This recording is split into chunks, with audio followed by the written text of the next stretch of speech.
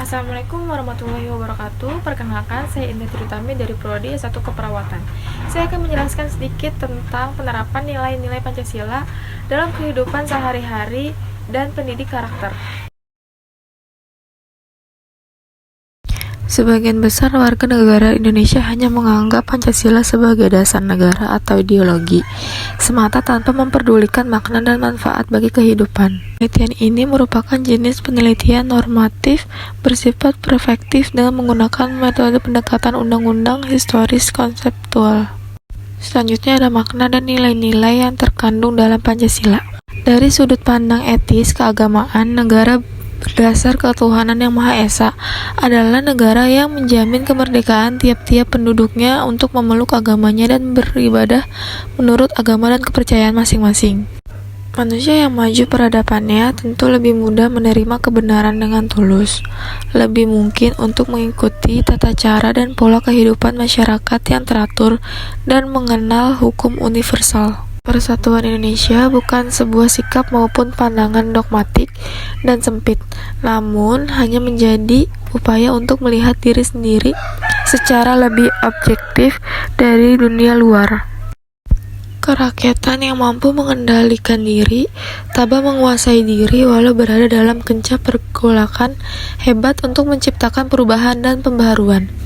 Hikmah kebijaksanaan adalah kondisi sosial yang menampilkan rakyat berpikir dalam tahap yang lebih tinggi sebagai bangsa dan membebaskan diri dari belenggu pemikiran berasaskan kelompok dan aliran tertentu yang sempit menurut Al-Faqih 2016. Mewujudkan keadaan masyarakat yang bersatu secara organik di mana setiap anggotanya mempunyai kesempatan yang sama untuk tumbuh dan berkembang serta belajar hidup pada kemampuan aslinya. Selanjutnya ada penerapan nilai-nilai Pancasila dalam kehidupan sehari-hari. Kepercayaan terhadap adanya Tuhan yang Maha Esa sebagai pencipta segala sesuatu. Contohnya menyayangi tumbuhan-tumbuhan dan merawatnya. Kedua, selalu menjaga kebersihan dan sebagainya menurut Des 2016. Dapat diwujudkan dalam bentuk kepedulian akan hak setiap orang untuk memperoleh lingkungan hidup yang baik dan sehat. Hak setiap orang untuk mendapat informasi lingkungan hidup yang berkaitan dengan peran dalam pengolahan lingkungan hidup. Hak setiap orang untuk berperan dalam rangka pengolahan lingkungan hidup yang sesuai dengan ketentuan-ketentuan hukum yang berlaku dan sebagainya.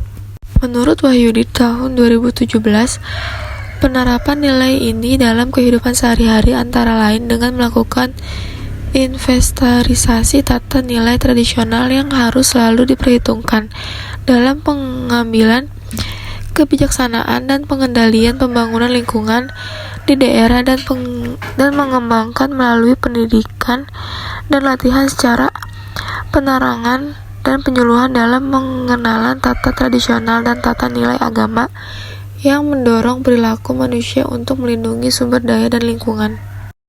Mewujudkan, menumbuhkan, mengembangkan, dan meningkatkan kesadaran dan tanggung jawab para pengambil keputusan dalam pengelolaan lingkungan hidup.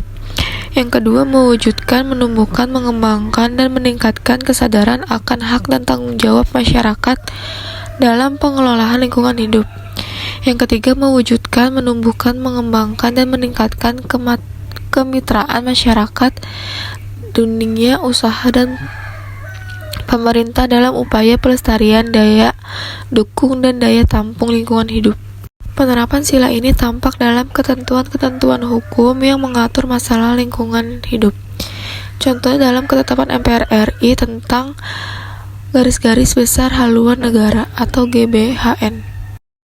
Selanjutnya ada penerapan nilai-nilai Pancasila dalam pendidikan karakter.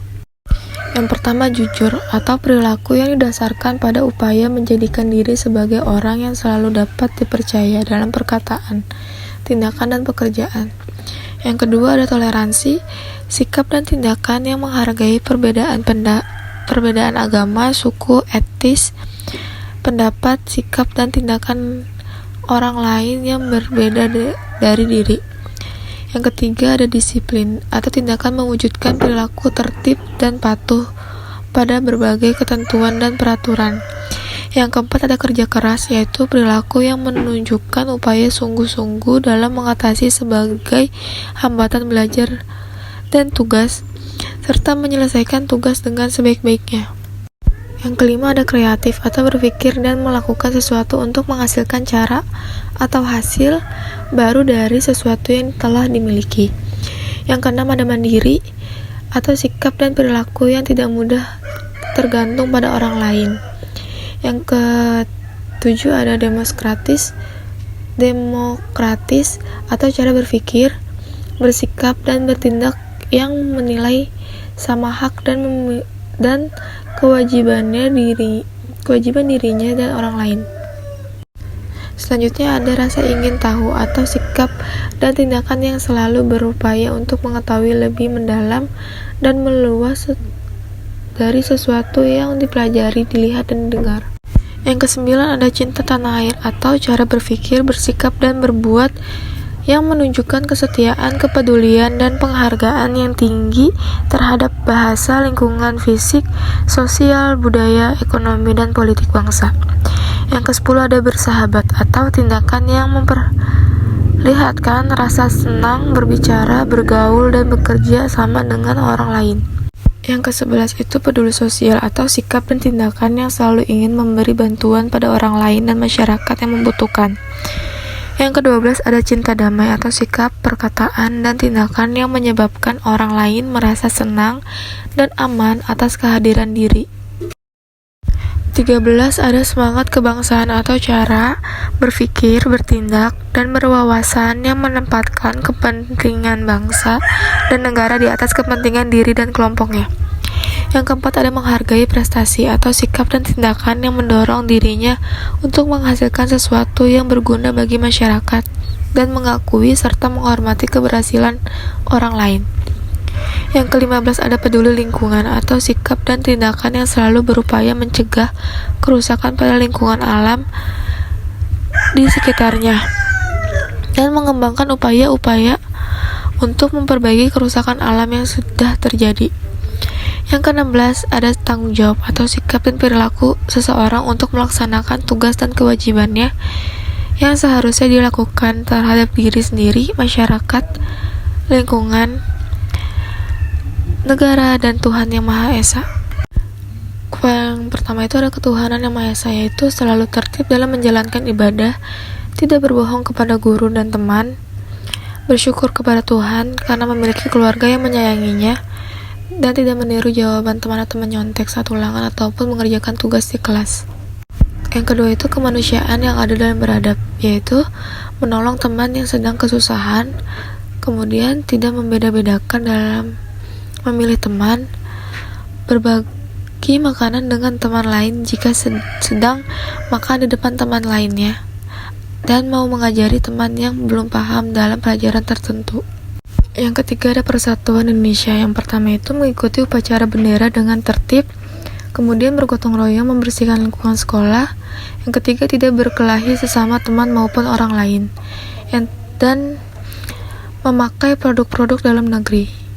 Yang keempat, kerakyatan yang dipimpin oleh hikmat kebijaksanaan dalam permusyawaratan perwakilan atau membiasakan diri bermusyawarah dengan teman-teman dalam menyelesaikan masalah, memberikan suara dalam pemilihan, tidak boleh melaksanakan kehendak kepada orang lain.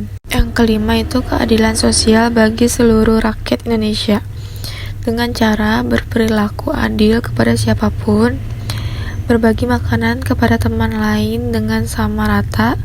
Yang ketiga, seorang ketua memberikan tugas yang merata dan sesuai dengan kemampuan anggotanya. Sekian pemaparan materi dari saya, kurang lebihnya mohon maaf. Wassalamualaikum warahmatullahi wabarakatuh.